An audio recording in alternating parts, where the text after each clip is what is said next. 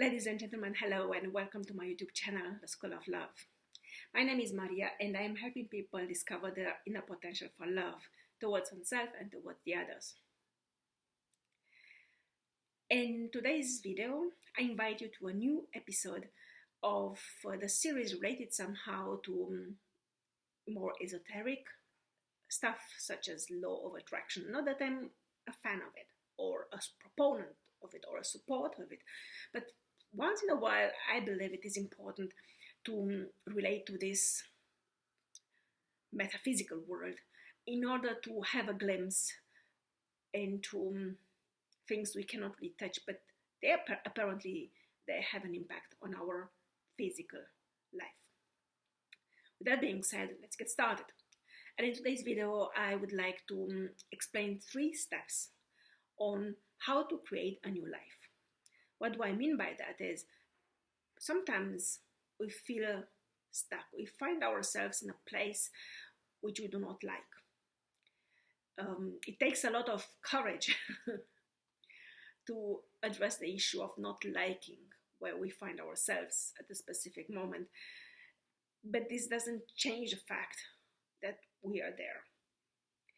And in spite of trying very hard to ignore that fact, particularly if we are at a later stage in life and there are responsibilities and there is a lot of accountability and we have to support others around us, and we cannot just run away. We cannot just reset and start all over again. And in those moments, we have to acknowledge that we have a problem and that we have to change something unless we want the problem to grow bigger and uglier. So what do we do? Here are the 3 steps which allow you to start changing, at least at the beginning, in small steps, which then they will compound to increasingly big results. So the first step is awareness. Awareness means confessing to yourself, acknowledging to yourself that you're in a place in your life which you do not like. Many people don't do that. There is this inner blockade which does not allow them to see it for what it is, because there is some sort of fear, like really visceral fear, that acknowledging the problem would lead automatically to that problem becoming a failure, usually a personal failure and usually a big failure, which is not true. Awareness, which in my opinion is 95-97% of any healing process, any recovery process, any repair we might try in our lives. Awareness is just that. Acknowledge there is a problem. Acknowledge there is suffering. Acknowledge you don't like what you have or what you live. And that is it. Because in the second step, you'll have to learn to let go of whatever it is that keeps you stuck there. Usually, there is some sort of reward or payoff. Let's say you're stuck in a loveless marriage. Usually loveless marriage automatically means sexless marriage. You are essentially roommates with some shared assets, some shared liabilities, some shared children, some shared past. But there's actually nothing connecting you, the two of you, as humans, as individuals. Maybe there was something in the past, there must have been, otherwise you wouldn't have started the whole journey together in the first place. But now it's gone. However, by staying together, by not becoming aware of the fact that there is no love anymore. You keep up with social expectations. You keep up with a social status. You keep up with your children being happy with their perfect, picture perfect family. So there is a payoff. There is some sort of reward, something which allows you to wake up in the morning, every morning, and to say, yeah, it's bad, but I have this.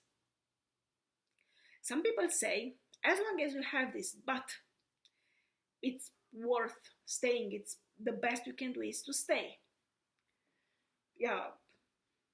And at some point when you won't have this, but let's say your children go out to college, hopefully they start their own lives. Let's say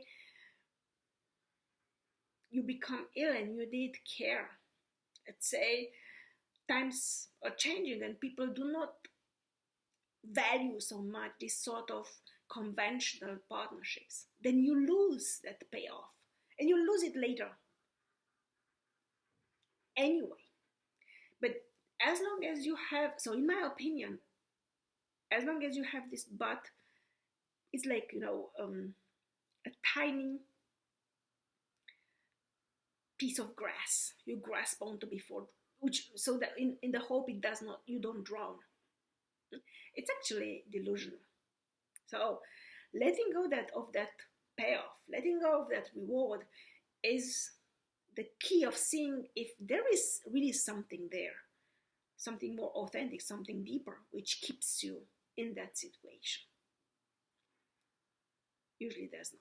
I haven't yet met a situation in which taking away the payoff, taking away the but, and there's usually nothing left. And number 3, set the intention from your life from now on. Of course, if you become aware of the situation you're stuck in, and then you let go of the payoff, of the reward, which keeps you stuck, you might discover there's nothing left. But then again, by acknowledging the fact that there's nothing left for you there, you can start building it again without that but, or you can go your own way. You can find another solution with the person. Let's say it's a job, a job which keeps you stuck because it pays the bills, because it pays the mortgage, because it pays the tuition fee for your children's college, and so on. Yeah.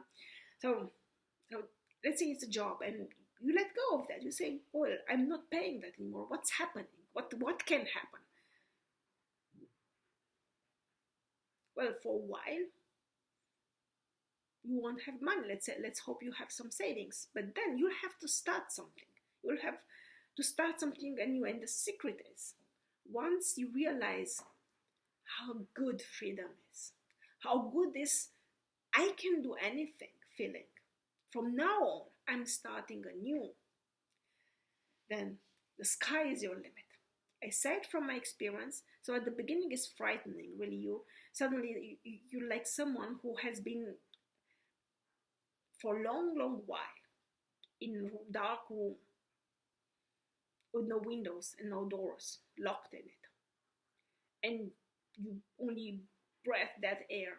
And suddenly you go out into the wild, into the open. And you feel the sunlight. You feel the fresh air. You hear the birds singing. You say, wow, you cannot return to the dark room with the stuffing air. There's no way back. And that's the idea. That you start a new life. You set the intention, from now on, my life is my life.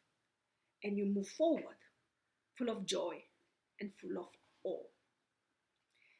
That would be it for today.